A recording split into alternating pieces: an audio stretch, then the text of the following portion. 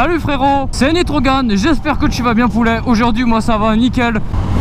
Oh, il a fait un petit prout là sous le tunnel, sympa. Aujourd'hui on se retrouve dans un nouvel épisode de la Nitro Story. Je ne vais pas présenter quel est ce concept. Si tu ne connais pas, je te laisse aller regarder les vidéos précédentes. Il est temps que je vous parle de quelque chose d'important sur ma chaîne YouTube.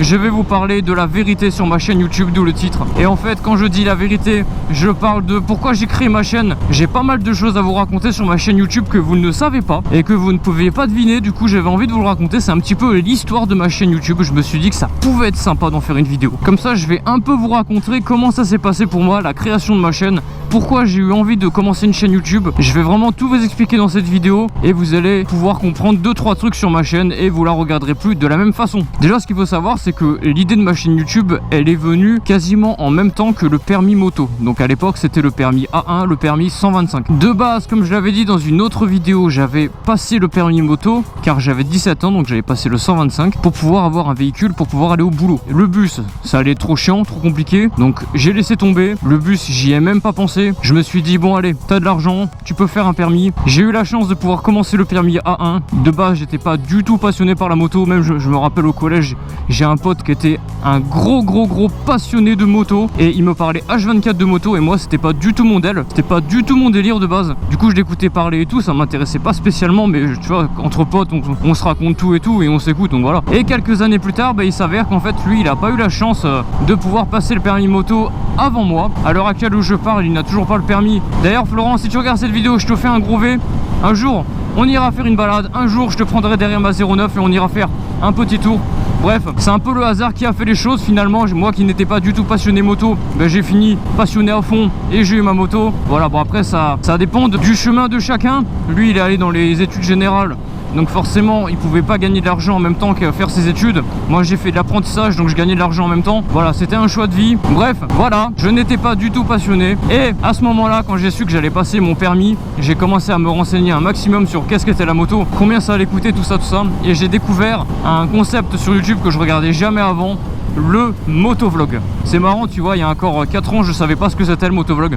Enfin, tu me dis motovlog, je me doute que voilà, c'est un vlog en moto, ok, mais je savais pas qu'on pouvait faire des vidéos sur cet univers là. Vraiment, c'était vraiment un domaine inconnu pour moi. Je commençais à regarder des vidéos, dont surtout les vidéos de Carbone 23 et de Sushi Biker. Mais surtout Carbone 23 parce qu'à l'époque il avait une 125 et il venait de vendre sa Duke pour acheter la YZF R 125. Petit V à toi Carbone, si tu passes par là, ça serait bon. Assez étonnant parce que voilà, tu commences à avoir une sacrée notoriété maintenant. D'ailleurs ça me fait plaisir, hein. Franchement quand je vois comment t'as progressé en quelques années frérot, ça fait vraiment très plaisir. Mais bref, je vais pas le mentir et je l'ai déjà dit dans ma première FAQ, mais Carbone 23 a été un petit peu une source d'inspiration. Alors attention, quand je dis que c'est une source d'inspiration, c'était pas en mode putain c'est sympa ce qu'il fait, bah tiens je vais faire pareil, genre gros mec sans personnalité que je suis. Non, pas du tout. Je trouvais ça juste génial. C'est Carbone 23 qui m'a fait connaître, surtout, bon il n'y avait pas que lui, mais voilà, c'est les Sushi Biker, Carbone 23, c'est les deux que je me rappelle vraiment qui ont marqué mon début de motard. Et je regardais vraiment toutes leurs vidéos. Dès que je rentrais du boulot, je regardais les vidéos et genre je me disais putain, truc de ouf, c'est trop bien la moto et tout, il se passe trop de trucs. Vraiment ça donne envie d'avoir la moto, de faire des balades avec ses copains, de filmer tout ça et de se dire attends mais moi aussi il pourrait m'arriver des trucs de ouf, ce serait stylé de filmer tout ça. Et là l'idée de la chaîne YouTube m'est arrivée. Alors chose que vous ne saviez sûrement pas non plus, mais avant la chaîne où je m'appelle Nitrogan et je fais du motovlog, j'avais des autres chaînes YouTube avant. J'avais fait 800 abonnés sur mon ancienne chaîne, ce qui était énorme pour moi. J'avais une autre chaîne encore où j'avais à peine atteint les 100 abonnés. Bref, en gros je faisais un peu des sketchs, des top 5, des podcasts, un peu à la Norman fait des vidéos, enfin tout ça. Je supprimais toutes les vidéos dans tous les cas. Vous ne pourrez pas les retrouver, ça sert à rien de les chercher. J'avoue que je n'assume pas trop cette partie de mon expérience sur YouTube. J'assume pas tellement et je vous le montrerai pas parce que bon, y a rien d'intéressant, ça n'a rien à voir avec la moto et c'était pas drôle surtout. Mais c'est à peu près là que j'ai appris à faire des montages vidéo. C'est pour ça que dès le début de ma chaîne YouTube, sur quelques-unes de mes vidéos, le montage était pas trop dégueulasse, on va pas se mentir. Après bien sûr le motovlog était un nouveau truc pour moi, donc forcément j'ai un petit peu appris sur le tas. Tu regardes mes 2 ou 3 premières vidéos, il y a quasiment pas de montage, genre c'est de la musique, une balade et voilà 2-3 cuts à 2-3 endroits. Voilà, la première vidéo en fait t'as peut-être un seul cut dans la vidéo, t'as 2 musiques qui circulent, mais sinon c'est assez ennuyant, je te mens pas. Bref, voilà, du coup c'est un petit peu en partie grâce au motovlogueur que je suivais à l'époque que j'ai voulu créer ma chaîne YouTube. J'ai créé ma chaîne, j'avais même pas encore ma moto et j'avais même pas encore fini le permis parce que je passais mon permis à ce moment là. J'avais créé la chaîne j'avais mis une photo de profil, tu sais la bannière là, j'avais fait mon compte Instagram. D'ailleurs si tu redescends tout en bas de mon compte Instagram, il y a écrit je crois première photo de mon compte Instagram, tout ça. Et en fait après sur Instagram, bon il y avait personne qui me suivait, mais j'avais envie de laisser une trace, tu vois. Je savais que sur le moment il y avait personne qui me suivait, mais je me dis plus tard ça pouvait être rigolo, tu vois. Et du coup j'écrivais au fur et à mesure du temps qu'est-ce qui se passait. Aujourd'hui je vais passer ma circuit, aujourd'hui je vais passer mon plateau. Ah merde, je l'ai raté, la prochaine fois. Ah ça y est, j'ai eu mon plateau. Maintenant j'ai la circuit tel jour, tu vois, donc tel jour après. Ah du coup j'ai passé la circuit, je sais pas si je vais l'avoir et tout. 2 jours après, photo avec la moto, permis en poche. Entre temps j'avais acheté la moto, mais j'avais pas encore eu mon permis 125. Je vous avais fait un petit post pour vous montrer la MT 125. Bref, j'avais envie de jouer un peu à l'anonymat. Le mec il avait 25 abonnés sur Instagram. Voilà, c'était sympa, franchement c'est des bons souvenirs. Voilà. Et puis dès que j'ai eu mon permis, genre le jour où j'ai eu mon permis, en fait je travaillais, je commençais à je crois 9h du matin. Et ben à 7h quand je me suis réveillé pour me préparer et tout, je suis allé regarder direct si j'avais reçu mon permis en ligne. Je l'ai reçu, je me suis dépêché d'aller imprimer l'assurance et tout. Et c'est parti, j'ai pris ma moto pour la première fois pour aller au boulot. Et j'étais comme un fou, j'étais trop fier de moi. J'avais garé la moto devant le restaurant où je bossais. J'étais comme un fou, c'était des putains de souvenirs. À l'époque j'avais acheté une caméra, et d'ailleurs je l'ai toujours, hein. C'est une AEE S60 Plus. Bref, je m'étais dit putain GoPro ça vaut trop cher, 350-400 euros une petite caméra, ça fait grave chier. Vas-y, je m'y connaissais rien, du coup je me suis dit on va acheter un truc moins cher. Ça revient au même, c'est la même chose. Je l'avais acheté, j'avais fait toutes les bidouilles pour mettre justement la GoPro sur le casque. À l'époque j'avais pas de micro, j'avais un peu improvisé avec une ancienne paire d'écouteurs et tout. J'avais fait plusieurs tests, le micro était vraiment dégueulasse, genre vraiment à chier. Donc du coup au final les quelques premières vidéos je faisais sans son, et moi de base j'étais parti sur ça. Je m'étais dit vas-y on va faire des montages musique de chacune de mes balades toutes les semaines, mercredi 15h, et les gens ils me suivront pour des montages musique, et au fur et à mesure du temps ils verraient mon évolution. Et je me suis dit ça direct, j'avais vraiment l'impression d'être trop original le fait de faire ça, parce que en cherchant sur YouTube j'avais jamais vu personne faire que des vidéos montage musique, et je me suis dit ça pourrait plaire, voilà. Et en vrai c'était pas dégueu, je faisais un petit peu de vues, bon pas énormément attention hein, mais bon quand je te dis qu'avant genre je faisais 800 abonnés et que je faisais 50 vues sur une vidéo, franchement ça foutait le seum, parce que j'étais pas du tout régulier, pas du tout. Là tu vois, deuxième vidéo je la sors, au bout d'une journée j'ai 70 vues, donc pour moi c'était un score. Je me dis putain c'est bon, ma chaîne elle va marcher, elle va exploser. Au final non, là pas vraiment explosé, tu vois où on en est aujourd'hui. Et du coup j'avais aussi envie de vous parler, pour ceux qui ont regardé par curiosité les 3 premières vidéos. Les 3 premières vidéos ça s'appelle BM, et après il y a le titre de la vidéo, Arsouille avec des copains, enfin je sais plus c'était quoi les titres exactement. Et BM ça veut dire balade moto, tout simplement. Et je m'étais dit on va lancer une série comme ça, que des balades moto, montage musique, et avec mes 3 potes, mon demi-frère qui était en KTM 125 à l'époque, et mon 3e pote qui s'appelait Enzo. Je dis il s'appelait, mais vous allez comprendre un peu plus tard, il avait l'YZF R125 bleu. Bref, on a commencé, donc c'était ma chaîne, mais voilà, en quelque sorte on a commencé la chaîne à 3, c'est sentimental on va dire. Au fur et à mesure du temps, au bout de la 4e vidéo, je me suis dit c'est pas possible, la GoPro c'est de la grosse merde, enfin la sous-marque que j'avais acheté c'était de la merde. Donc du coup on va commander une GoPro Hero 5, tant pis hein. J'ai acheté la GoPro, j'étais pas déçu, j'étais vraiment content de la qualité, et j'ai sorti la moto un jour pour faire une balade comme ça. J'avais allumé la GoPro, la vidéo est sur YouTube, j'ai fait la vidéo en 2 parties. Ça wheel à l'accélération, ça penche fort, je l'ai dit dans le sens inverse, mais voilà c'était ça penche fort ou ça penche violent, je sais plus, et ça wheel à l'accélération. Alors non, je me suis complètement chié, mais à l'époque j'étais un gros débutant sa race, et j'ai écrit ça wheel à l'accélération. Non, ça ne wheel pas à l'accélération. En fait je m'étais mis à 5 km/h, j'ai débrayé, j'ai accéléré à fond, j'ai relâché l'embrayage, la moto elle a levé, elle a reposé direct parce que je me suis chié dessus, et voilà je me suis dit putain j'ai levé la moto, vas-y je vais le mettre en titre, ça va faire des vues.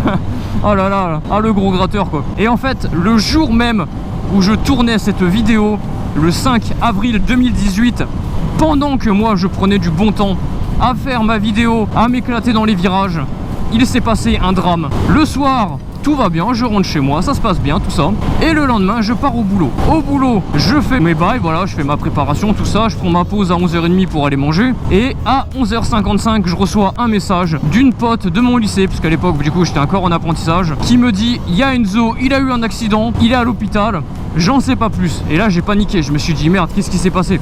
Et du coup il a eu un accident le 5 avril pendant que moi je faisais ma balade. Du coup je fais mon bail, tout ça, je continue à la cuisine, je m'inquiète quand même pour lui, j'envoie un message à son père en me disant bon peut-être qu'il va me donner des infos et tout ça. Son père me répond vaguement parce qu'il était un peu sous la panique, et en fait plus j'ai des infos dans la journée, plus en fait je me rends compte qu'il a eu un accident très violent. Ah ça fait d'y repenser, de vous en parler, ça me fait bizarre. J'avais déjà essayé de vous en parler dans une vidéo, mais je me dis attends, en plein milieu d'un motovlog de parler de ça, c'est hyper glauque. J'ai pas envie de niquer la bonne humeur de la vidéo. Mais là tu vois, la vidéo elle est dédiée un petit peu pour parler de ma chaîne, et ça fait partie de l'histoire de ma chaîne, ça, parce que ça m'a marqué. Ça m'a marqué. Et en fait plus je me rends compte, voilà, plus j'ai des infos sur son accident, plus je me rends compte qu'en fait c'était très violent quoi. Et 3 jours plus tard, le 8 avril, il est décédé. Alors en fait ce qu'on nous a dit, c'est qu'il avait fait une mort cérébrale le jour de son accident, mais vu qu'il était branché aux machines parce qu'on l'a vite amené à l'hôpital, son corps était encore en vie, mais voilà, lui bah il était déjà parti. Et je peux t'avouer que là, ton copain que tu vois tout le temps en classe, qui vient souvent à côté de toi, tu te tapes des barres, le week-end tu prends la moto, tu fais des sorties avec lui, on avait plein de projets, on s'en parlait. Lui il se voyait déjà sur une R1, moi je me voyais peut-être sur une R1 aussi, j'en savais pas, tu vois, la MT-07, enfin tu vois. Bon, je vais pas m'attarder là-dessus, c'est douloureux. Maintenant ça fait 3 ans que ça s'est passé, donc j'ai du recul, j'ai fait mon deuil, je l'ai accepté, je pense toujours à lui, c'est pas pour autant que je l'ai oublié, je pense toujours à lui. Mais bon, vous comprenez que voilà, ces 2 vidéos, ça penche fort ou ça penche violent, et ça oui à l'accélération, c'était justement des vidéos qui ont été tournées le jour de sa mort, c'est pour ça que ça m'a resté. Et c'est peut-être aussi pour ça qu'entre guillemets, quand je regarde cette vidéo, j'ai la nostalgie qui remonte de ouf.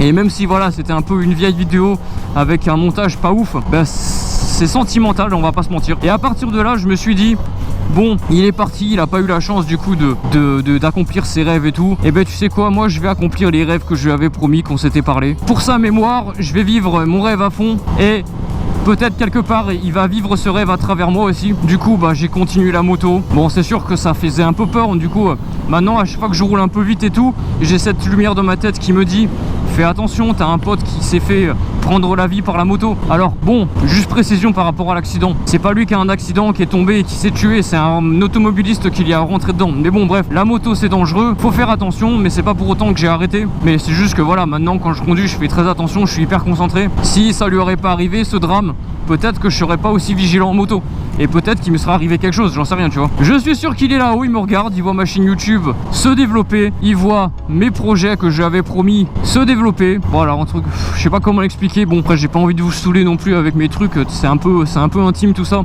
Mais bref, tout ça pour dire que voilà, ma chaîne YouTube, c'est pas juste je fais des vidéos comme ça, il y a quand même une petite histoire derrière.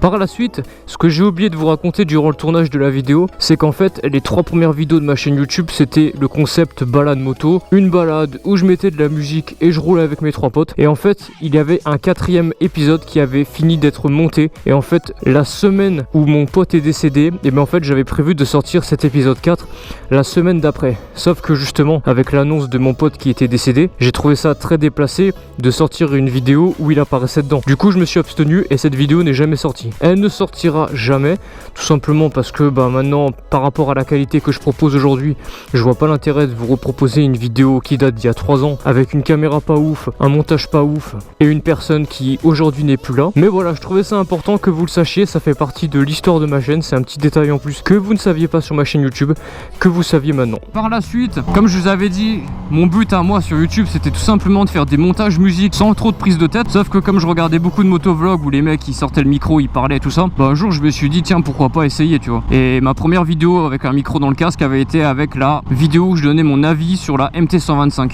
et c'est ma vidéo qui a le plus de vues à l'heure actuelle sur ma chaîne YouTube. Elle a 185 000 vues si je ne dis pas de bêtises, peut-être un peu plus, un moment où je peux regarder. C'est ma vidéo qui a le plus marché sur ma chaîne actuellement, et d'ailleurs j'en suis très fier, hein. Même si voilà, quand je regarde ma vidéo, je vois que je galère à trouver les mots, enfin tu vois, je suis pas très clair, voilà, on voit que je suis pas à l'aise. C'était ma première vidéo, en plus il fallait que je me concentre pour rouler en même temps. Bref, et du coup une fois que j'ai commencé avec le micro, je me suis dit tiens, c'est sympa de proposer un truc en plus, parce que bon, les montages musique c'est sympa pendant 5-6 vidéos, mais bon, même moi c'est pas ce que je regarde le plus sur YouTube, donc si moi-même je le regarde pas, pourquoi les autres le regarderont, tu vois. Et là j'ai commencé à vouloir me varier, et je me suis un petit peu cherché, et d'ailleurs je me cherche toujours, on va pas se mentir. Je cherche un petit peu pourquoi je suis fait. J'aime les vidéos à thème, j'aime faire du motovlog sans prise de tête, j'aime faire des arsouilles. Voilà, c'est à peu près tout pour cette vidéo. J'espère que la vidéo vous aura plu. C'est une vidéo un peu plus intime, un peu plus détente. Faites attention sur la route. C'était Nitrogan White Safe. Peace poto.